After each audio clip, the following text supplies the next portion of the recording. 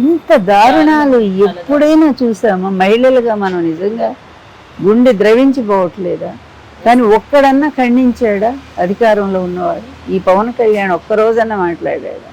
ఎప్పుడో చంద్రబాబు టైంలో జరిగిన సుగాలిని తీసుకొచ్చి పద్దాక మాట్లాడతాడు. చంద్రబాబు టైంలోనే ఆ అమ్మాయిని కూడా రేప్ చేసి చంపేశాడు.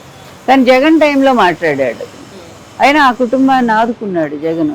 వాళ్ళకి 25 లక్షల డబ్బు, వాళ్ళ ఇంట్లో ఉద్యోగం అంత ఇచ్చి జగన్ ఆదుకున్నాడు, చంద్రబాబు ఆదుకున్నాడు. మరి ఈరోజు ఇంతమంది మహిళలు అన్యాయం చేసిన వాళ్ళని మరి ఈయన ఒక్కసారైనా ఏంటి ఈ ప్రభుత్వం అని మాట్లాడాడు? అది మాట్లాడు. నిన్న కొమ్మినేని గారి విషయం మళ్ళీ అప్పుడు అంటే ఎంతసేపు చంద్రబాబు ఒక చెడుకు సపోర్టుగా నిలబడ్డాడు పవన్.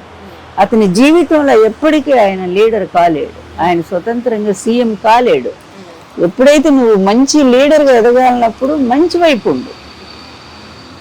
ఉండు, చెడును ప్రశ్నించు. అది చేత కావట్లేదు పవన్.